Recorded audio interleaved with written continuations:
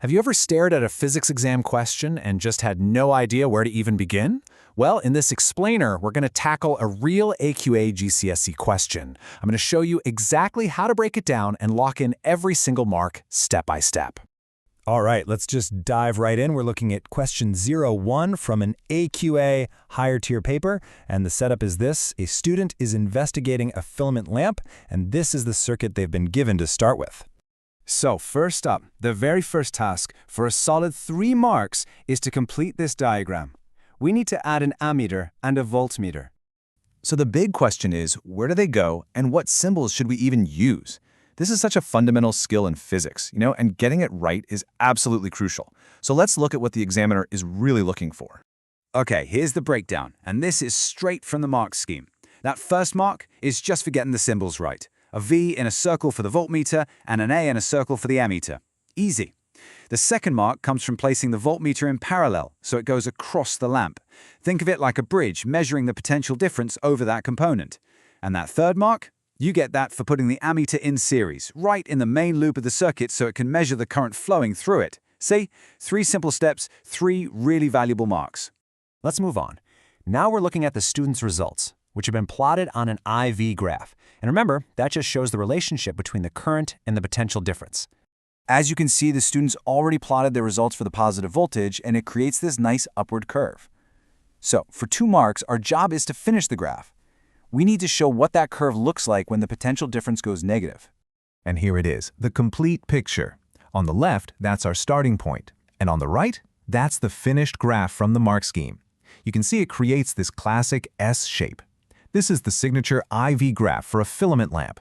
And that's because as the lamp heats up, its resistance actually increases, which causes the graph to curve like that.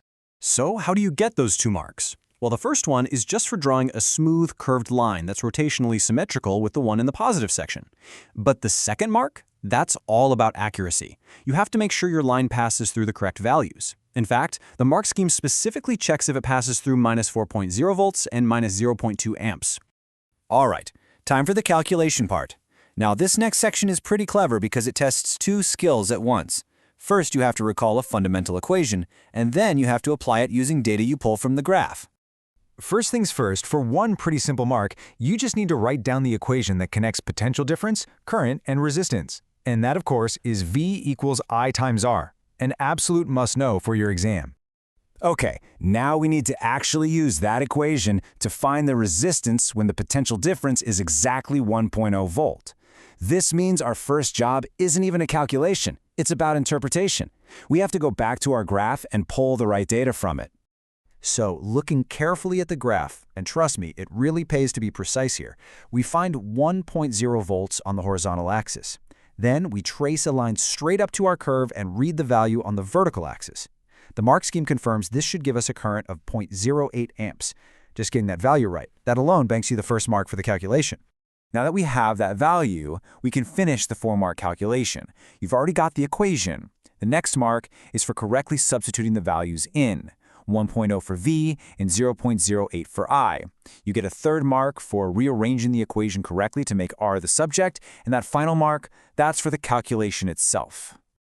And there is our final answer. The resistance of the filament lamp at 1.0 volts is 12.5 ohms. And please don't forget the units.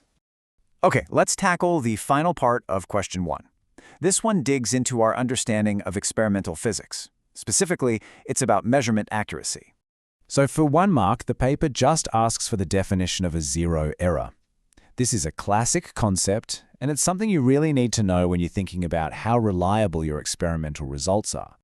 And here is the perfect, super concise definition right from the AQA mark scheme. A zero error is when an ammeter displays a reading when not connected. So what does that really mean? Well, it means your measuring instrument isn't starting at 0 before you even begin. Imagine a weighing scale that shows 10 grams before you've put anything on it. That's a zero error, and it means every single measurement you take will be off by that same amount. So after that deep dive into just one question, what have we actually learned? What are the key things you should be taking away from this? And this is exactly why breaking down questions like this is so important. Think about it. In just this one problem, we've covered circuit diagrams, interpreting graphs, recalling and rearranging equations, and understanding experimental errors. Mastering these interconnected skills, that is the real secret to acing your physics exams. So there you have it, a complete breakdown of how to squeeze every single mark out of what looks like a really complex question. You've now got the tools and you've got the technique. The next time you see a question like this, you'll know exactly what to do. Good luck.